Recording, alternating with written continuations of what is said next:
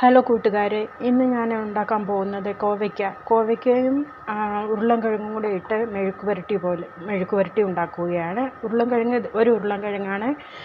ഞാനിത് ഇങ്ങനെ ഇത്രയും വലുപ്പത്തിൽ നീളത്തിൽ മുറിച്ചിട്ട് ഞാനിത് ഉരുളൻകിഴങ്ങ് അതേണ്ട ഇങ്ങനെ ചരിച്ച് മുറിച്ച്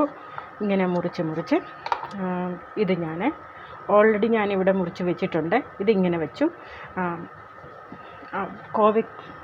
സൈഡ് മുറിച്ചിട്ട് ഇതിങ്ങനെ ഞാൻ നടുവേ ഇങ്ങനെ മുറിച്ചിട്ട് ഞാനിത് ഇത് പിന്നെയും 2 പീസാക്കി നടുവേ മുറിച്ച് കഴിഞ്ഞ് 2 പീസ് വെച്ച് 4 പീസായി. ഇതിനെ ഇങ്ങനെ മുറിച്ചത് ഇത് മുറിച്ചിങ്ങനെ വെച്ചിട്ടുണ്ട്. ഇതിൻ്റെ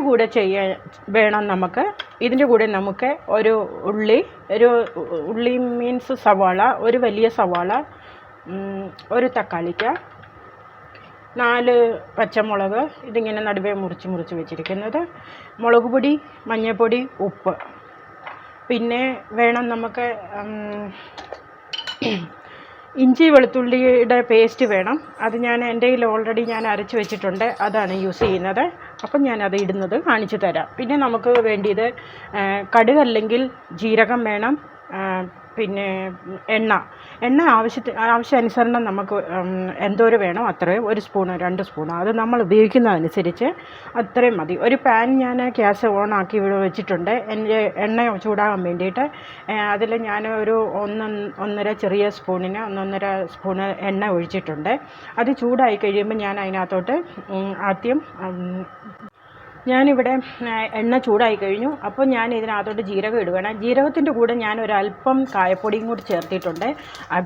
ഇതെന്താണെന്ന് വെച്ചാൽ ഉരുളൻകിഴങ്ങ് ആയതുകൊണ്ടേ അതുകൊണ്ടാണ് ഞാൻ കായപ്പൊടി ചേർത്തിരിക്കുന്നത്. അപ്പം ഞാൻ ഇതിനകത്ത് ജീരകം പൊട്ടിക്കഴിഞ്ഞു. അപ്പം ഞാൻ ഇഞ്ചി വെളുത്തുള്ളിയുടെ പേസ്റ്റ് ഇട്ടു. അത് ജസ്റ്റ് ഒന്ന് വഴന്ന് വന്നു കഴിയുമ്പോഴത്തേന് അപ്പം ഞാൻ ഇതിനകത്തോട്ട് സവാള ഇടുകയാണ്. ഇത് ഒരു അല്പം ബ്രൗൺ ആയിട്ടുണ്ട്. സവാള ഇട്ടു. ഞാൻ ഇതിലോട്ട് ഉപ്പും കൂടി ഇടുകയാണ്. ഉപ്പ് ആവശ്യാനുസരണം ഇടണം. പിന്നെ ജീരകം ഞാൻ പറഞ്ഞത് ചെറിയ ജീരകമാണ്, പെരുംജീരകമല്ല, ജീരകമാണ് നോർമൽ. അത് നമുക്ക് കടുകാണെങ്കിലും ജീരകമാണെങ്കിലും ഏതാണെങ്കിലും ഇടാം. നമ്മുടെ ഇഷ്ടം അനുസരിച്ചാണ്. അപ്പം ഇതിനകത്ത് വറ്റൽമുളക് മുറിച്ച് വേണമെങ്കിൽ ഇടാം. അത് നമ്മൾ ഇഷ്ടം പോലെ ചെയ്യാം. അപ്പം ഞാൻ ഇതിനകത്ത് ഇങ്ങനെയാണ് ചെയ്തിരിക്കുന്നത്. അപ്പോൾ ഇതിന് സവാളയുടെ വെള്ളം ഇറങ്ങാൻ വേണ്ടിയിട്ട് ഇപ്പോൾ ഞാൻ പെട്ടെന്ന് ഇട്ടു. അപ്പോൾ അതൊന്ന് വഴന്ന് വന്നു കഴിയുമ്പോൾ നമുക്ക് ഇതിനകത്തോട്ട് മുളക് പൊടി ചേർക്കാം. ഇതിനകത്തോട്ട് ഞാൻ മുളക് പൊടി ഇതിൻ്റെ കൂടെ തന്നെ ഞാൻ ഉരുളൻകിഴങ്ങ് ഇടാൻ പോവുകയാണ്. ഉരുളൻകിഴങ്ങ് ഇതിൻ്റെ കൂടെ തന്നെ ഇടുകയാണ്. കാരണം ഇത് ഒന്ന് ഫ്രൈ ആയി വരാൻ വേണ്ടിയിട്ടാണ് ഇതിൻ്റെ ഒപ്പം തന്നെ ഇത് ഇട്ടത്. ഉരുളൻകിഴങ്ങ് ഇട്ട് ജസ്റ്റ് ഒന്ന് ഈ എണ്ണയിൽ തന്നെ ഫ്രൈ ആയിക്കൊണ്ടിരിക്കും. അപ്പം നമുക്കത് വഴറ്റിക്കൊണ്ടിരിക്കാം.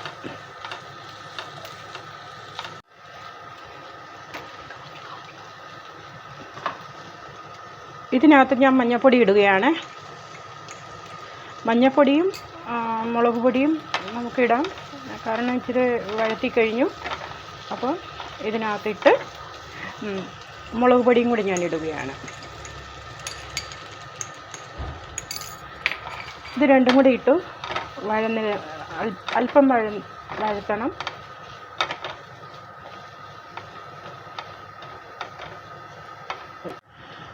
ഇനി ഞാൻ ഇതിലോട്ട് തക്കാളിക്ക ഇടുകയാണ്.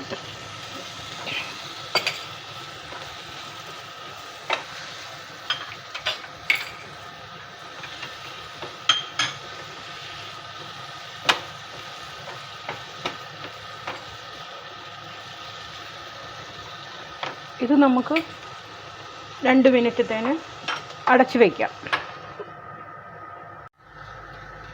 ഇവിടെ നമ്മളുടെ ഉരുളൻകിഴങ്ങ് പകുതി വെന്ത് കഴിഞ്ഞു.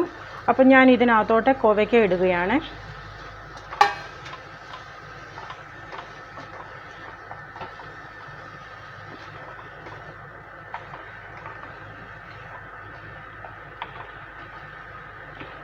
ഇതിനകത്ത് ഞാൻ ഇട്ടിരിക്കുന്നത് കശ്മീരി മിർച്ച് പൗഡറാണ്.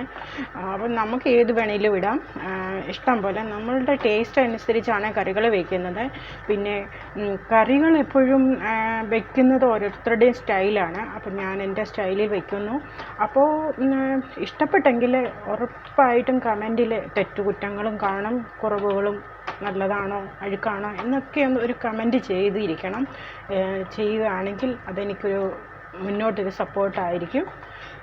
പിന്നെ ഇത് ഞാൻ മുളകും കൂടെ ഇടുകയാണ്, മുറിച്ച മുളകും കൂടെ ഇതിൻ്റെ കൂടെ ഇട്ട് ഞാൻ, കാരണം പച്ചമുളക് അധികം വേകാതെ കിടക്കുന്നതാണ് നമുക്ക് ഏറ്റവും നല്ലത്.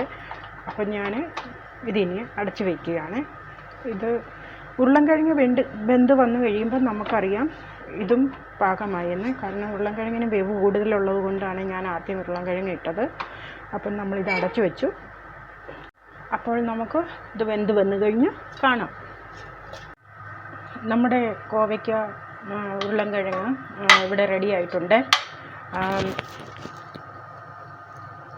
ഇതിന് ശ്രദ്ധിക്കണം, ചെറിയ തക്കാളിക്ക് ഇടാവുള്ളെന്ന് ശ്രദ്ധിക്കണം, കാരണം ഇതിന് ഇച്ചിരി പുളിയുള്ളതാണ്, അതുകൊണ്ടാണ്. ഓക്കെ,